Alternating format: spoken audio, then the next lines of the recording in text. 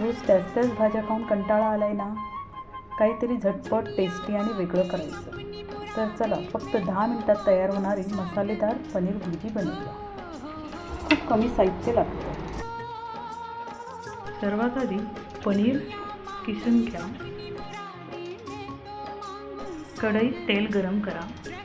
त्यात बारीक चिरलेला कांदा, आलं लसूण पेस्ट टाकून चांगलं परतून घ्या. मग टोमॅटो,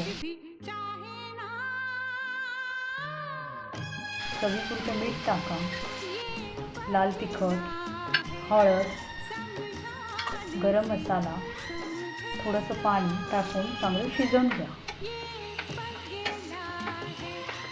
नंतर किसलेलं पनीर टाका आणि छान परतून द्या. 5 मिनटं शिजू द्या आणि मग नंतर कोथिंबीर टाकून गार्निश करा.